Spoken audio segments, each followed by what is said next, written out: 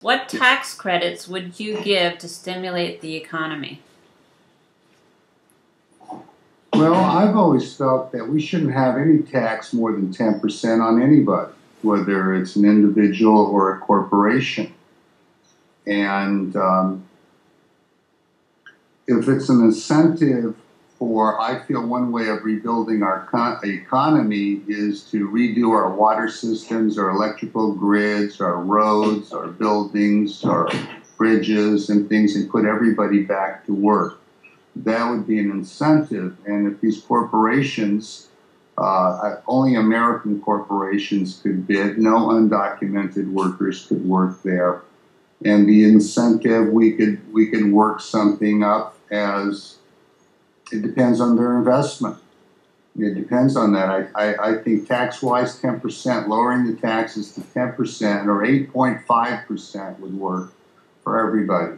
And that would be incentive enough. There's no point not to pay taxes. I mean, that's minimal compared to other countries and things like this. It's just if we use our tax dollars for the country instead of spending all these wars that we did, like what we've launched, and that's ridiculous. We've drained the economy. George Bush burnt it all down. He may have had a good idea, or maybe it is. I think it was a bad idea. But from the time he became president, the stock market crashed, the economy crashed, everything's gone to hell. With that same money, we would have super education, we would have the things that we want. So what's the incentive? The incentive is 10%, 8.5 to 10% for everybody. And that you should want to bring your corporation back. You should want to do some of these, just rebuilding America. Okay. Don? Tax credits. Yeah, the first thing I would do is no income taxes on any corporation or business. I want to give an incentive to businesses to go back into business, to hire people, put them to work. It comes right down to the city level. Why do we have to pay a city business tax in any city? The city doesn't do anything for the businesses. All of the corporations, I don't care if it's General Electric or all the rest of them, whatever taxes that they pay out is added to the cost of the product that they produce, that eventually, as we buy, we're paying that increased cost in the product. So every tax that's out there, the end user pays that tax. It's time for our government to cut back on spending.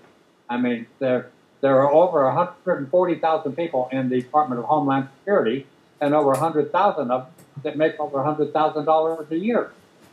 I mean, the expense of running our government is out of hand. The money they're taking from all of us to run our government is out of hand. We need to cut back on the taxes. And income taxes were never ratified in 1916.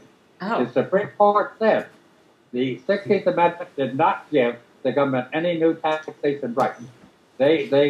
Kentucky never ratified the income tax, and all along they just figured, well, you file a 1040 voluntarily. Once you sign that, now you're obligated to pay the taxes. And people have fought it, but there is no law that says you have to file a 1040. Do you happen to know if people are being put in jail for not filing their taxes or not paying to the government? That's right. It's time that we stand up to the Constitution and the laws of America. There is no right to collect income tax.